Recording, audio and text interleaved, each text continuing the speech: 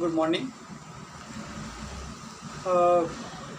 Chapter number 5 ने अंदर આપણે મેન્ડેલના નિયમો, પછી લિંગ નિશ્ચયન, એક સંકરનો પ્રયોગ, દ્વિસંકરનો પ્રયોગ, પછી કેટલીક અનિયમિતતાઓ, આ બધું જોઈએ.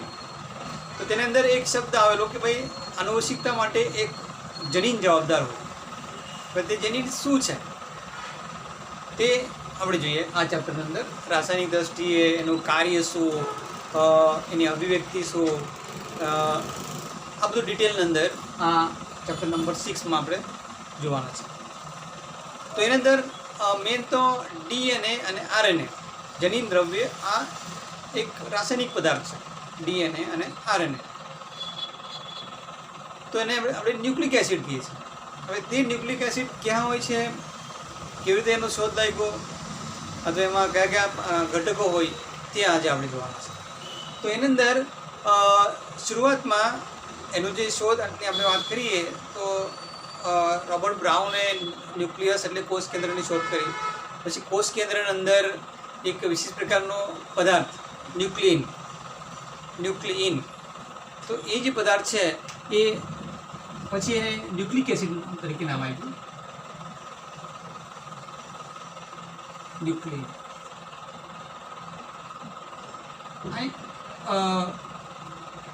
ન્યુક્લિક એસિડ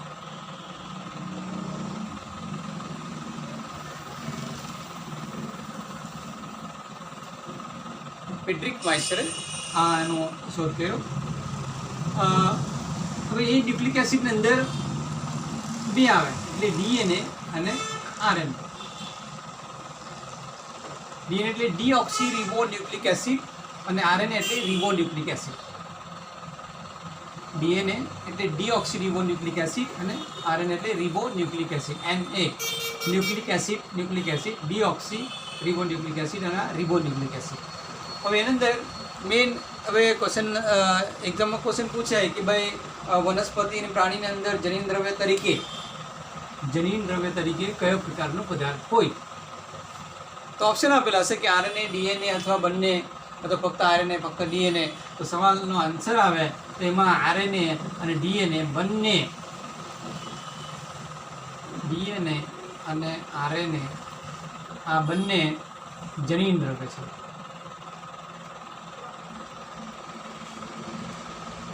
હવે સામાન્યતઃ આ મેન ડીએનએ, પરંતુ કેટલાકની અંદર આ આરએનએ હોય. ફોર એક્ઝામ્પલ કોઈ બેક્ટેરિયા હોય, કોઈ વાયરસ હશે તો તેના અંદર જનીન દ્રવ્ય તરીકે આરએનએ આવશે. અને બીજું સામાન્યતઃ મેન જો હશે તો ડીએનએ. ક્વેશ્ચન બરાબર વાંચજો. ક્વેશ્ચનની અંદર હોય કે ભાઈ સામાન્યતઃ જનીન દ્રવ્ય કયા પદાર્થથી બનેલો હોય તો ડીએનએ, અને કદાચ સામાન્ય શબ્દ ન હોય તો જનીન દ્રવ્ય શાથી બનેલો હોય તો ડીએનએ અને આરએનએ. ક્લિયર? હવે ડીએનએ હોય કે આરએનએ હોય એની અંદર જોશો તો આ એક પ્રકારની લાંબી પોલી ન્યુક્લિયોટાઇડની એક શૃંખલા હોય. ડીએનએની આપણે વાત કરીએ, ડીએનએ અથવા આરએનએ અથવા ન્યુક્લિક એસિડ બેવ બી, આરએનએ હોય કે ડીએનએ. તો ડીએનએ એટલે ડીઓક્સી રિબો ન્યુક્લિક એસિડ અથવા આરએનએ આની લાંબી શૃંખલા હોય, લાંબી પોલી ન્યુક્લિયોટાઇડની શૃંખલા હોય એટલે પોલિમર હોય. હવે પોલીન્યુક્લિયોટાઇડના અંદર અલગ અલગ પ્રકારના નાઇટ્રોજન બેઝ આવે. તો એ નાઇટ્રોજન બેઝના આધારે એની લંબાઈ નક્કી થાય. હવે એના અંદર કેટલા નાઇટ્રોજન બેઝ હોય તો એ અલગ અલગ ઉદાહરણો આપેલા છે. તો કયા કયા ઉદાહરણો? એક વાયરસનું ઉદાહરણ છે, એક બેક્ટેરિયાનું છે અને એક માનવીનું છે. તો એના અંદર કેટલાક પ્રકારના બેઝ પેર એટલે નાઇટ્રોજન બેઝની જે જોડીઓ છે તે કેટલી હોય તેની સંખ્યા આપેલી છે. તો પહેલી સંખ્યા આપણે જોઈએ તો એના અંદર બેક્ટેરિયોફેજ, એક બેક્ટેરિયોફેજનું ઉદાહરણ છે 5X174. તો એના અંદર જોશો તો આ એક વાયરસ છે, બેક્ટેરિયોફેજ છે. તો એની અંદર જે નાઇટ્રોજન બેઝની જે જોડીઓ છે તે જોડીઓ કેટલી છે તે જોઈ લે. એની અંદર 5 3 8 6 બેઝ પેર. બેઝ એટલે નાઇટ્રોજન બેઝ, પેર એટલે જોડી. પછી આ એક લેમ્બડા, આ એક વાયરસ છે. એની અંદર વધારે છે થોડીક સંખ્યા જોશો તો 480502 બેઝ પેર. પછી બેક્ટેરિયાની અંદર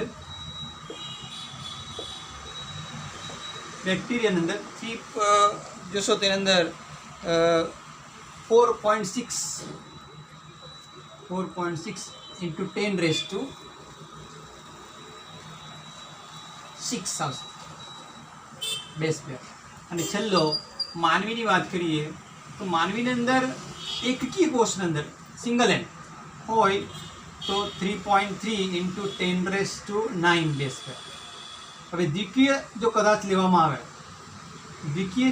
ટ્વાઇસ એન, તો એની અંદર 6.6 into 10 raised to 9 બેઝ પેર આવશે.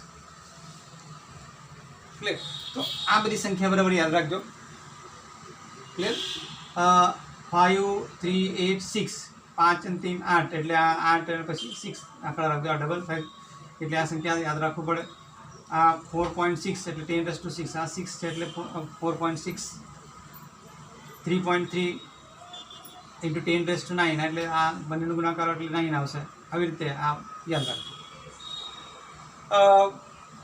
એની અંદર ડીએનએ અને આરએનએની અનુરચનાની અંદર જોશો તો મેઇન 3 ઘટકો આવેલા. કેટલા? 3 ઘટકો. એ કયા? ન્યુક્લિક એસિડની અંદર 3 ઘટક, કોઈ બી ન્યુક્લિક એસિડ હોય, ડીએનએ હોય કે આરએનએ હોય. આ ટોપિક આપણો 11માં હું ડિટેલમાં ચલાવેલું છે. તો એની અંદર એ પાછી રિવિઝન જેવું જ છે. તો ડીએનએની અંદર અથવા આરએનએની અંદર 3 ઘટક તે કયા?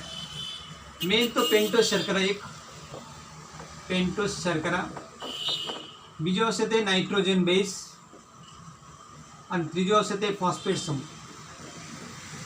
હવે આપણે એક જોવાનું. આ પેન્ટોઝ શર્કરા આ બાજુ જોઈએ, પછી નાઇટ્રોજન બેઝ આ બાજુ હશે, ફોસ્ફેટ સમૂહ પછી સમજાવીએ એક એટલે ખ્યાલ આવ્યો. તો ન્યુક્લિક એસિડની અંદર 3 ઘટક હોય. કેટલા ઘટક? 3 કમ્પોનન્ટ. તો એક આપણે જોઈશું. પહેલું જો છે તે પેન્ટોઝ શર્કરા. પેન્ટોઝ શર્કરાની અંદર આપણે વાત કરીએ પેન્ટોઝ કેમ કહેવાય? પેન્ટોઝ કે 5 કાર્બન, બરાબર. હવે એ આપણે આમ પણ લખાય. આ પેન્ટોઝ શર્કરાનું જે સ્ટ્રક્ચર છે તો આમ પણ આવશે, આમ પણ લખી શકાય.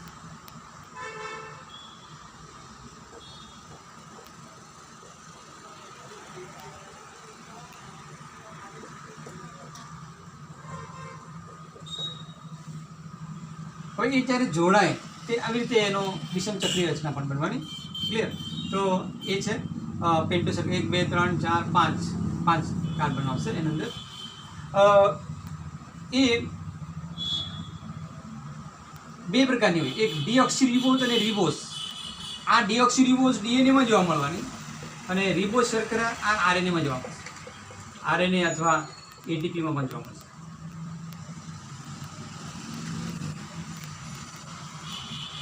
હવે એની અંદર 2માં ફરક શું છે ખાલી? તો આ પહેલો કાર્બન, સેકન્ડ કાર્બન, ત્રીજો carbon, fourth carbon, fifth carbon, તો આ દરેકની અંદર HOH આમાં આવે. તો ડીઓક્સી એટલે એક ઓક્સિજન ઓછો, એટલે એની અંદર બંને બાજુ આ બાજુ હશે તે HH આવશે. તો એની અંદર આ જે સેકન્ડ નંબરનો જે કાર્બન છે, આ 1, આ સેકન્ડ, તો એની અંદર એક OH આવશે. બરાબર? તો એવી રીતે આ ડીઓક્સીરિબોઝ અને રિબોઝ અંદર ફરક છે. સેકન્ડ કાર્બન પર આ બીજી બાજુએ OH હોય અને અંદર HH આવશે. ડીઓક્સી એટલે એક ઓક્સિજન ઓછું હોય આના કરતાં, આમાં OH આવશે. ખ્યાલ? અને પેલામાં HH આવશે. હવે બીજું ઘટક જે છે તે નાઇટ્રોજન બેઝ. કયો?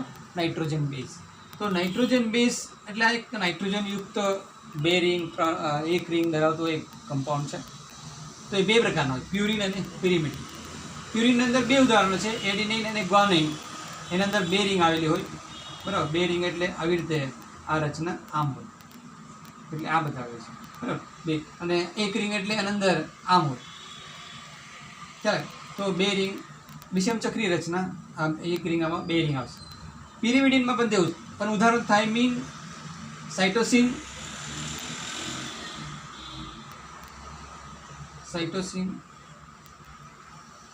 અને યુરેસિન, આ ત્રણ છે. તો એની અંદર આ ત્રણમાંથી પ્યુરિન અને પિરિમિડિન ડીએનએ અંદર આરએનએ અંદર અલગ અલગ છે. પછી આપણે એક એક જોઈશું તો કયામાં કયા હોય છે આ પ્યુરિન અને પિરિમિડિન. પછી અને એક છેલ્લો ત્રીજો ઘટક છે એ ફોસ્ફેટ સમૂહ. કયો સમૂહ? ફોસ્ફેટ સમૂહ. ફોસ્ફેટ સમૂહની અંદર બંધારણની આપણે વાત કરીએ તે છે H3PO4. H3PO4. તો આ એક ફોસ્ફરિક એસિડ તરીકે ફોસ્ફેટ સમૂહ ત્યાં જોડાયેલો હોય. હવે આ ત્રણ ગ્રુપની આપણે વાત કરી. હવે તે જોડાઈને જે રચના બનવાની તે રચના આપણે જોઈશું. પહેલાં એ આપણો 11માં બહુ ડિટેલમાં થઈ ગયેલો, આ રિવિઝન જ ચાલુ છે આપણું. ન્યુક્લિયોસાઇડ, પહેલાં ન્યુક્લિયોસાઇડ કેવી રીતે બને તે સમજીએ. તો પેન્ટોઝ શર્કરા બેમાંથી કોઈ બી એક અને નાઇટ્રોજન બેઝમાંથી 5માંથી એક કોઈ બી જોડાય, એટલે ટૂંકમાં ન્યુક્લિયોસાઇડ એટલે શું કે પેન્ટોઝ શર્કરા અને નાઇટ્રોજન બેઝ. પેન્ટોઝ શર્કરાના પહેલા સ્થાને, કયા સ્થાને? પહેલા સ્થાને નાઇટ્રોજન બેઝ જોડાય અને જે રચના બનવાની તેને આપણે ન્યુક્લિયોસાઇડ કહીશું. તો એવા ન્યુક્લિયોસાઇડ ટોટલ જોજો, આમાં આના સાથે આ ટોટલ 5 જોડાય એટલે 5, આની સાથે આ 5 જોડાય એટલે ટોટલ 10 પ્રકારની ન્યુક્લિયોસાઇડ બનશે. ચાલો આપણે ખાલી એક જ બતાવી, આ એ અને આ રિબોઝવાળી, બરાબર. તો આ છે રિબોસાઇડવાળી, તેની અંદર એડિનિન જોડાય એટલે એડિનોસાઇન બને છે. જી જોડાય તો ગ્વાનોસાઇન બનશે, સી જોડાય સાઇટોડિન બનશે. તો એવી રીતે ટી જોડાય થાઇમિડિન બનશે. તો એવી રીતે અલગ અલગ બનવાના. ચાલો ટોટલ 20 પ્રકારની ન્યુક્લિયોસાઇડ બનશે. એટલે આવી રીતે એ ન્યુક્લિયોસાઇડને કદાચ ક્વેશ્ચન પૂછે કે ભાઈ નાઇટ્રોજન બેઝ કયા સ્થાને જોડાય પેન્ટોઝના? પહેલા કાર્બન સાથે. આ પહેલું કાર્બન, બરાબર. આ પહેલું કાર્બન, આ સેકન્ડ કાર્બન, આ થર્ડ કાર્બન, આ ફોર્થ કાર્બન, આ 5મું કાર્બન. પછી બીજો ન્યુક્લિયોટાઇડ એટલે શું? ન્યુક્લિયોટાઇડ એટલે ન્યુક્લિયોસાઇડ બન્યા પછી ફોસ્ફેટ સમૂહ આ 5મા કાર્બન સાથે જોડાય. 1, 2, 3, 4 અને 5, એટલે એ બનવાનું ન્યુક્લિયોટાઇડ. ખ્યાલ આવ્યો? તો એ ન્યુક્લિયોટાઇડ પણ ટોટલ કેટલા પ્રકારની બનવાની? 20 પ્રકારની બનશે. સોરી, આમાંથી 5 પ્રકારની, આમાંથી 5 પ્રકાર, એટલે 10 પ્રકારની ન્યુક્લિયોટાઇડ બનશે. ક્લિયર? હવે એ ન્યુક્લિયોટાઇડ પછી જોડાશે, તેમાંથી જે રચના બનવાની એ ડાયન્યુક્લિયોટાઇડ, પછી પોલીન્યુક્લિયોટાઇડ, આવી રીતે એક લાંબી શૃંખલા બનવાની. તે શૃંખલા ડીએનએની અંદર અલગ હોય, આરએનએની અંદર અલગ હોય. ચાલો તો ખાલી આપણે આ 2-3 ઘટકોની વાત કરી. પહેલાં 3 ઘટક એક પરસ્પર જોડાઈને જે રચના બનવાની તેને આપણે કહીશું ન્યુક્લિયોસાઇડ અને ન્યુક્લિયોટાઇડ. ચાલો ન્યુક્લિયોસાઇડ ન્યુક્લિયોટાઇડ વચ્ચે ફેર શું? આમાં ફોસ્ફેટ નથી, આમાં ફોસ્ફેટ છે. આટલી જ બેસ્ટ, બાકી બધું સેમ આવશે. ક્લિયર? આ કેટલા સ્થાને જોડાય? 5મા કાર્બન સાથે જોડાય ફોસ્ફેટ સમૂહ. એટલે એ જે રચના બનવાની આ જોડાઈને, ચાલે આ તો બરાબર છે. તો એની સાથે આ જો ફોસ્ફેટ જોડાય તો તે અહીંયા આમ એક ફોસ્ફેટ જોડાય, એટલે એ બનવાનું તમારું આ આર હોય તો એ બનશે તમારો રિબોન્યુક્લિયોટાઇડ. કયું? રિબોન્યુક્લિયોટાઇડ. અને એનું નામ હશે એ છે એટલે એને, અને એક ફોસ્ફેટ છે એટલે એડિનોસાઇન મોનોફોસ્ફેટ. આ એક ન્યુક્લિયોટાઇડ છે, AMP. હવે આપણે વાત કરીએ એટીપી કેવી રીતે બને. આમાં બીજો એક ફોસ્ફેટ જોડાય તો તે એડીપી, પછી ત્રીજો જોડાય તો તે ATP. Adenosine triphosphate, adenosine triphosphate, ATP. આ એક શક્તિસમર અણુ બને. સજીવોની અંદર એક જે શક્તિ માટેનું જે ચલન આવે તો તે ચલન એટલે આ એટીપી. એક બંધ તૂટે ત્યારે શક્તિ મુક્ત થાય, અને તે શક્તિ સજીવોની અંદર જે શક્તિ અલગ અલગ કોષમાં વપરાય તે છે આ એટીપી. બરાબર? તો આવી રીતે આ ન્યુક્લિયોટાઇડની વાત આવી. તો એવા ટોટલ 10 જેટલા ન્યુક્લિયોટાઇડ બનવાના. હવે એ ન્યુક્લિયોટાઇડનું જે જોડાણ છે, એનું જે ચોક્કસ ક્રમ છે, તે ક્રમ પરથી ચોક્કસ પ્રકારનું ડીએનએ બને અથવા આરએનએ બને. જેવી રીતે આપણા અક્ષર બનાવતી વખતે જે 26 અલ્ફાબેટ હોય તે જોડાવીને અલગ અલગ બનશે, તેવી રીતે આ અંદર આ જનીન અંદર આ બધું ડિટેલમાં જોવા મળશે. તો આ હતું આપણો ન્યુક્લિયોટાઇડ, ન્યુક્લિયોસાઇડ. પછી જોઈએ ડાયન્યુક્લિયોટાઇડ, પછી પોલીન્યુક્લિયોટાઇડ. ડાય એટલે શું? ડાયન્યુક્લિયોટાઇડ. ડાયન્યુક્લિયોટાઇડ એટલે એની અંદર આ એક ન્યુક્લિયોટાઇડ, આકૃતિ બરાબર જોજો, 11માં આપણે ડિટેલમાં કરાવેલું છે. કાર્બન કાર્બન, આ એક ફોસ્ફેટ, અને અંદર આ સપોઝ આપણે એડિનિન લીધું, બરાબર. પછી બીજું આ એક ન્યુક્લિયોટાઇડ, આમાં અંદર એક જ રિંગ હોય એટલે આપણે આ સી લે, એની અંદર આ કાર્બન કાર્બન, આ ફોસ્ફેટ, આ હાઇડ્રોજન હાઇડ્રોજન, તો એની સાથે આ ડી લે, ડીઓક્સિરીબોઝ, બરાબર. તો આનું ત્રીજું, આ પાંચમું, બરાબર ને, આ પાંચમું કાર્બન, તો એ ફોસ્ફેટ આની સાથે જોડાય. આ જે બંધ છે એને ફોસ્ફોડાયસ્ટર બનતી, ફોસ્ફોડાયસ્ટર બંધ. આ જો બંધ છે એને કહેવાય એન ગ્લાયકોસિડિક બંધ.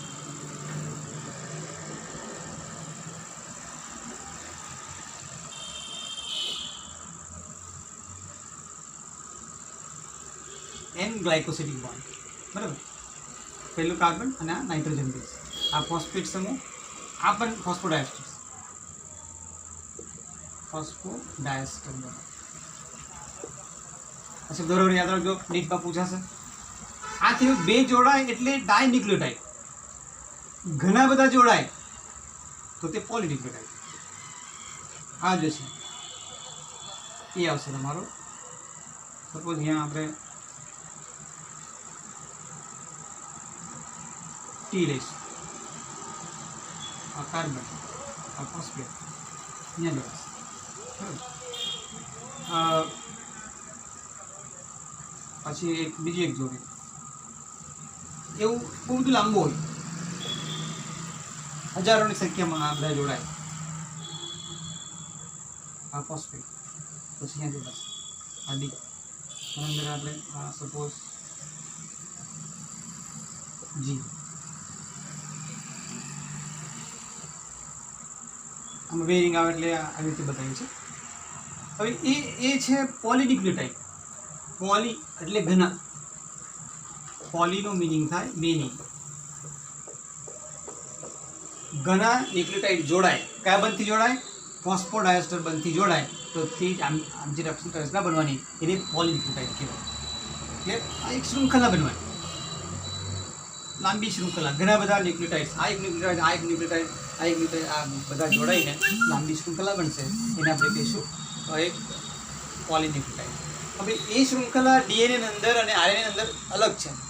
તો ડીએનએ અંદર બે શૃંખલા હોય અને આરએનએ અંદર એક શૃંખલા હોય. ડીએનએ અંદર બે શૃંખલા અને આરએનએ અંદર એક શૃંખલા હોય. હવે એની જે ડાયરેક્શન છે, ધ્રુવતા છે, તે આપણે જોઈએ. તો અહીંયા આ પાંચમો કાર્બન છે, એટલે શૃંખલાનો જે પહેલો છેડો છે તે 5 કાર્બન વાળો છે, અને આ જે છેલ્લો છેડો છે એ 3 કાર્બન વાળો છે. એટલે એને આ કઈ ધ્રુવતા કહેવાશે?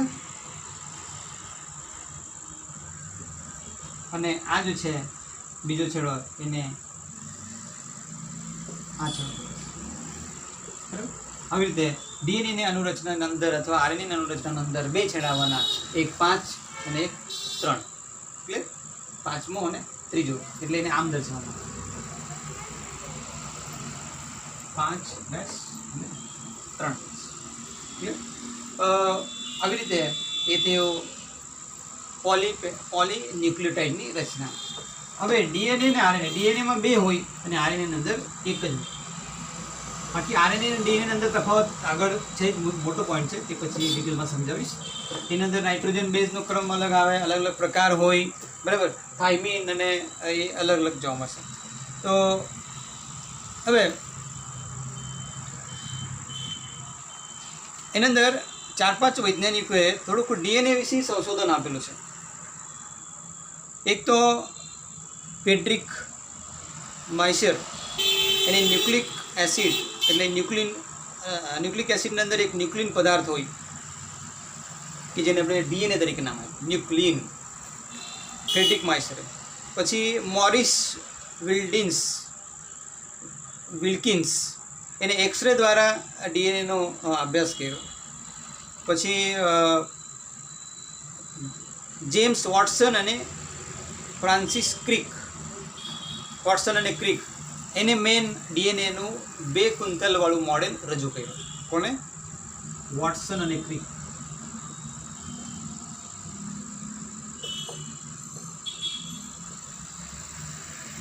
વોટસન અને ક્રિક નામના વૈજ્ઞાનિકે 2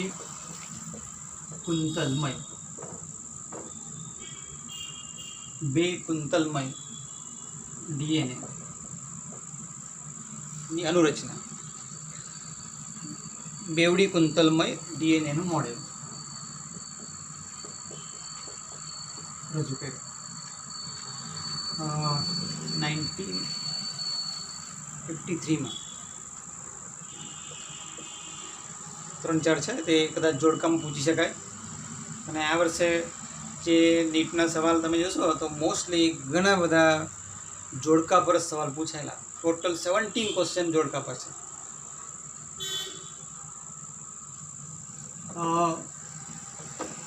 હવે વોટસન અને ક્રિકનું જે મોડેલ છે એના અંદર પછી ઇન્જિન ચાર્ગોફ આ વૈજ્ઞાનિકે થોડુંક એડિનાઇન, ગ્વાનાઇન, થાઇમિન, સાઇટોસિન એનું જે પ્રમાણ છે તો ડીએનએની અંદર કેટલું પ્રમાણ હોય તેને બતાવ્યું છે. થોડીક વાત આપણે આકૃતિ દોર્યા પછી થોડુંક સમજ પડશે.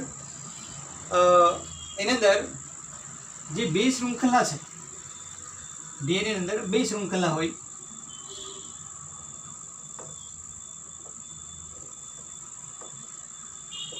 આવી રીતે 2 શૃંખલા પરસ્પર એકબીજાથી જોડાય. આકૃતિમાં આપણે 4 બતાવ્યા, 4 આ બાજુ બતાવીએ અને વચ્ચે અલગ અલગ nitrogen base G, C, A, T, G, C, આમ. હવે ડીએનએની અનુરચના આપણે પછી ચલાવીશું. ટાઈમ આપણે વધારી દઈશું. Thank you.